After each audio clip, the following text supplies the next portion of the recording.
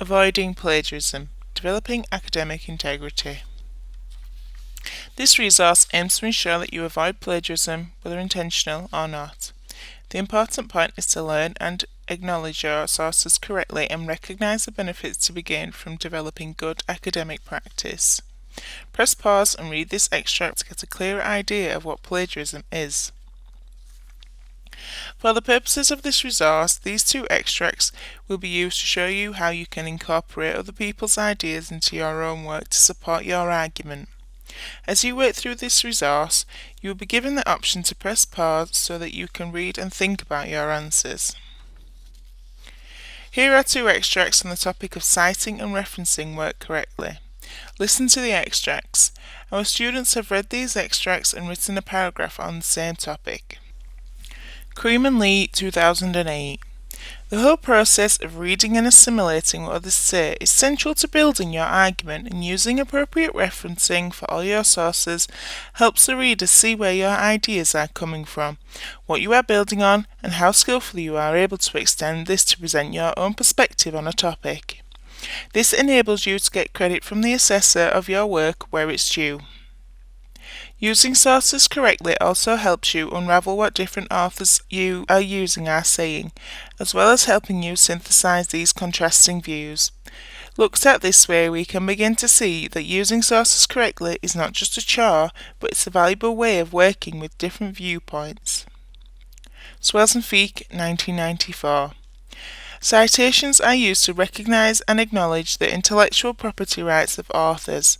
They are a matter of ethics and a defense against plagiarism. Citations are used to show respect to previous scholars. They recognize the history of their field by acknowledging previous achievements. Student A has written a paragraph using these sources. Read Student A's paragraph and decide whether they have used the sources correctly or not, and why. Press pause to give yourself time to think about your answer. Student A has plagiarized. Word-for-word extracts have been used from the original text without acknowledgement. The sources need to be acknowledged with the correct citations.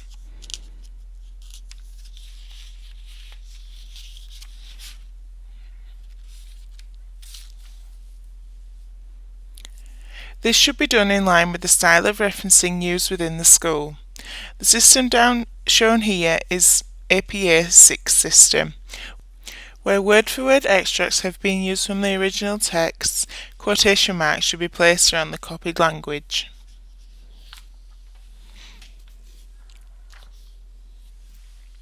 This is how the paragraph should look.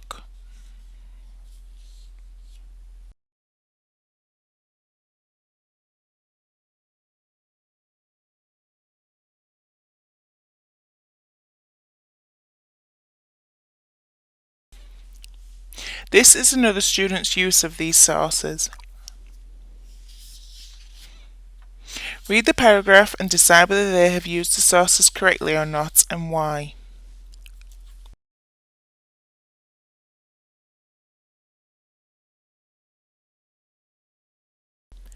Student B has not plagiarized. The information is correctly cited from each source. Student B has read both texts and put ideas from them into her own words.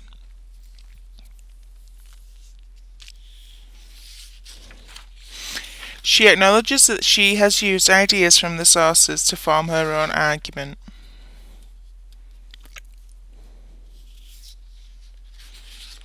The third student has read the text and produced this paragraph. Is this plagiarism? Press pause for a time to think and read your answer. This student has plagiarized. The paragraph is correctly cited. A paraphrase must substantially change from the original. The tutor who is assessing this cannot be sure that the student understands. This is because the original grammar has been copied with just changes in the vocabulary.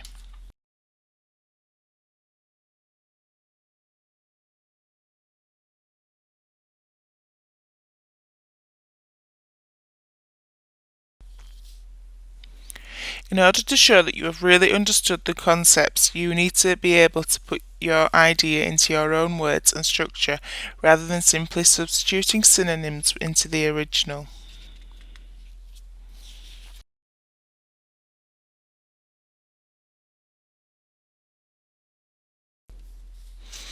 Student D has written a short paraphrase of the two sources. Is this plagiarism? Press pause for time to read and think about your answer. This student has not plagiarised but has committed another form of academic misconduct called fabrication. This student has distorted the meaning of the original writing.